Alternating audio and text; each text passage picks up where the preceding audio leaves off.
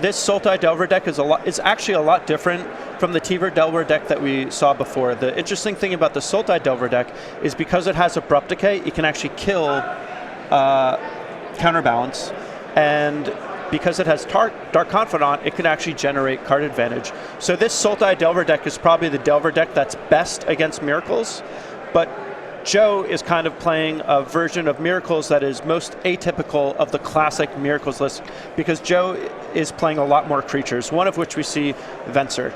Yeah, Joe has 3 Vending Click and 2 Venser in his deck to go along with his 2 copies of Karakas. That is some resilient stuff. Now, when I played Shardless Sultai against Miracles, Venser gave me fits because you don't really have a clean way to kill it outside of Disfigure, which is bad against the rest of the deck.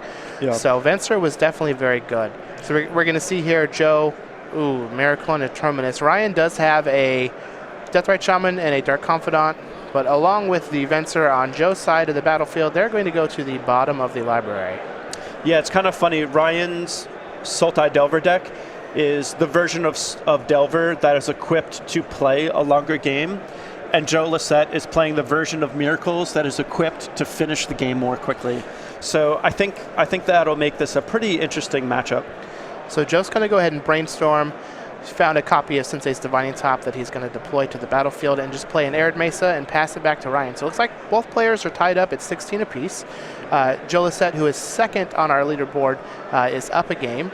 And Ryan is just going to play a Pithy Needle here. So I have to imagine that Joe might respond by flipping his top, but let's see what happens. Yeah, I would certainly, if I was Joe, I would certainly be inclined to flip the top and then shuffle it away just so that I get a card out of it.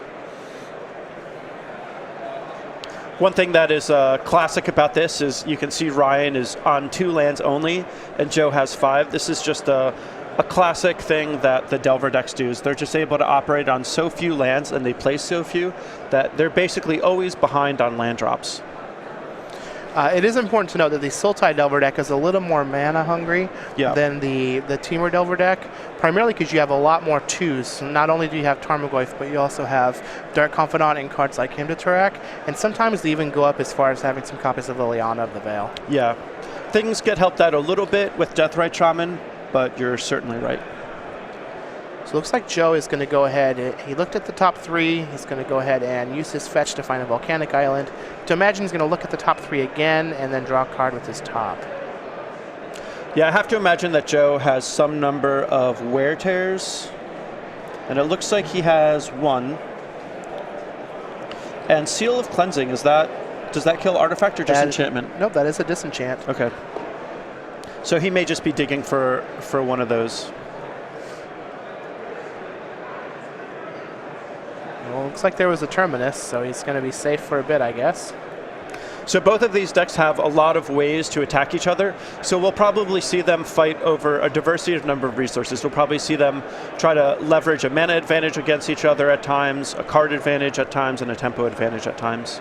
So all metrics should be valuable in this matchup. It looks like Ryan did name top with the Pithy Needle, and Joe did a little trick there where you activate the top to look at the top 3, and then you tap it to draw. I believe other way around. With it still on the stack. Because he wants to draw first, put the top on top, and then rearrange the top 3 to hide it so that he doesn't draw it next turn. Right.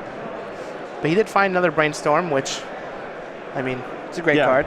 Can't be upset with that. So I was mentioning how it's not that bad of a thing that Ryan is stuck on 2 lands. The one thing that is a problem is he doesn't currently have green mana. It was a Snapcaster Mage here from Joe Lossett. And what's better than 4 Brainstorms is being able to play more. Yeah.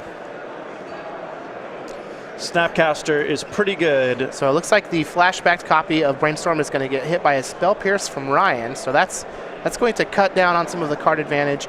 But Joe just has such a huge mana advantage here. Whoa! That is a haymaker. Entreat the Angels is great. Ooh. So Joe choosing not to play around another Spell Pierce, but is playing around a Daze notably. 2 Angels is probably going to be enough to get the job done, especially with the Snapcaster on the board and Ryan Conte only being at 16 life. So those Ollie and Trazis are going to shore this game up pretty quickly. Ryan did find a third land, but it does not produce green mana, so he's going to pass it back to Joe. He's just going to send in for 10. That's going to knock Ryan all the way down to 4. And at this point, I don't think Ryan has much that he can do to stop this. Now, he does have a Force of Will in his hand, so he could have potentially tried to force that Entreat, yeah, but he just had a bunch of green cards. Yeah, Abrupt Decay and Tarmogoyf in his hand. So that's a little unfortunate. That is certainly a fun matchup, though, and I would like to see that again at some other point. I mean, watching Joe play is always great, and I'm not just saying that because he's on the same team as I am.